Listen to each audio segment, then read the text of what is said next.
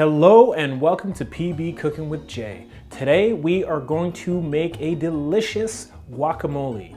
If you want to jump into the recipe, it's written below. You can go off, try it out, comment, let us know what you think. For those who want to stick around, let's get ready. With this recipe, we are going to open up 3 avocados. Be careful with how you chop these. You want to be ever so careful. My technique is just to ever so gently poke it so I could hit the pit and it opens up nice and easy. Notice I'm not jamming. I definitely don't jam. I don't want anybody to slip, cut open their hand, make their way to the ER. The point of guac is to have a nice, nutritious, and tasty snack that is safe. So let's be safe. With this particular recipe, if you've seen some of the other videos, you'll note that I never cook with salt, just for health reasons for myself. I come from a family that has a streak of hypertension and type 2 diabetes, so. This horse is a diabetic! You know, I'm working with the genes that I have, so I avoid salt. So in this recipe, you're not going to see any salt being added, but that's up for you. You know your health, you know what works for you. So if you want to add some, go for it. Just note, if anybody's going to jump in the comments like, oh, that's not guacamole, there's no salt. That's the why behind it.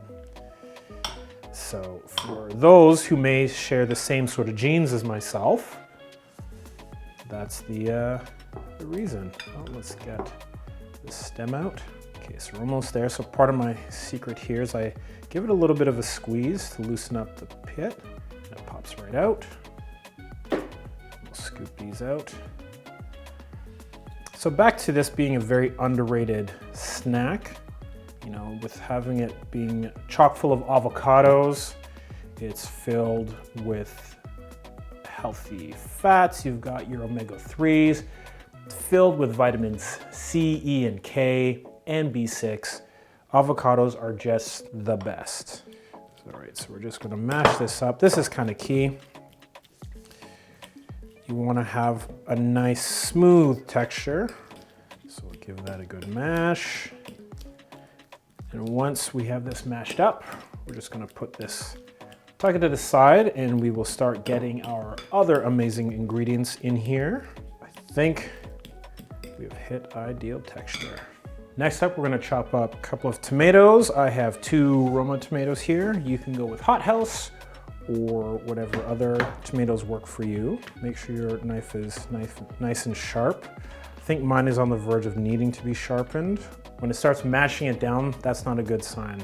I think this guy's gotta be put aside until it can be sharpened. Let's get something a little bit better. Should go in nice and easy. Watch your fingers. I'm still working on getting a bit better than that. Oh, this one isn't that sharp either. All right, so before you start, test your blades. Just give it a little look-see, because your tomato, when it's mashing and spreading like that, that's how you easily cut your fingers. So I'm gonna replace this one also. Time to see the knife guy. Make sure before you do anything, ensure that you wash all of your produce. These are prepped and washed before I start filming. That is extremely important. These have likely traveled some distance, whether it's fresh from your garden or at the grocery store. There's been a little bit of traveling, and you'll want to ensure that you're consuming clean stuff. Because after all this, if we're eating healthy, putting our best foot forward, but then we don't wash our vegetables, what is the point? Next up is our cilantro. So cilantro is a really interesting herb. I always find it really fascinating that for some, this is the most delicious thing, and then for others, they're convinced that it tastes like soap. I just find that super interesting. So I bring that up to say that if cilantro tastes like soap to you, I'm gonna go ahead and say you should omit this part. We're just gonna dice these up nice and small. Mind your fingers, because even though we like to add a lot of flavors to the guac, fingers should not be one of the flavors. Dice these up nice and fine. Probably not going to use all of this. You need about 3 tablespoons, 2 tablespoons. That depends on your personal preference. I'm a cilantro fan, and whomever eats with me, I hope is a cilantro fan. Next up, we're going to add in some garlic. I like to use the pre-chopped stuff. It's just one less thing to do. I'm going to add in half a teaspoon, which equates to about 2 or 3 cloves of garlic. If you have a stronger palate for garlic, feel free to add more. Remember, this is all about what matches your palate, what you kind of like. I know I say half an onion, this is more of like a third. I just don't go too heavy with onion in my guacamole. That's a personal preference. We'll add in our onion. Okay. Next, we're just gonna chop our lime and juice the heck out of it. If you have a nice little juicer, go for it.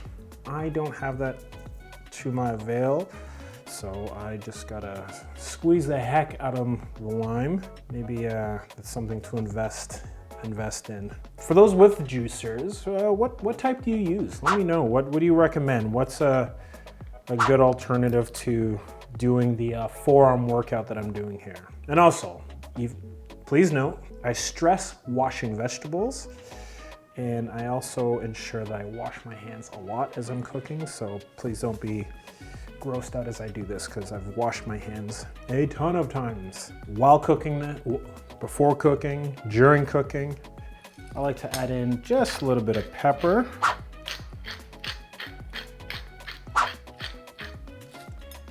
And something that I like to add into my guacamole, which isn't commonly found or used, is ground cumin. Quiet. We're going to use about half a teaspoon of cumin.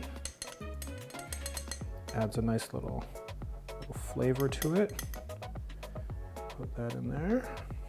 Now, just mash it up. Onion, our garlic, our lime, tomato, avocado, a little bit of pepper, bit of cumin. You have a great guac ready to go. Could you buy this in the store? Sure, but I find for healthier options, try to work with what's grown rather than what's made. No disrespect to the fine purveyors of pre-made guacamole out there. But as I mentioned before, I try to cut out salt out of my diet, and typically there is a lot of salt, a lot of sodium in these pre-made items. Salt shows up in a lot of stuff that you order. Like, for example, with this amazing guac that we have, there's gonna be salt in our organic red corn tortillas.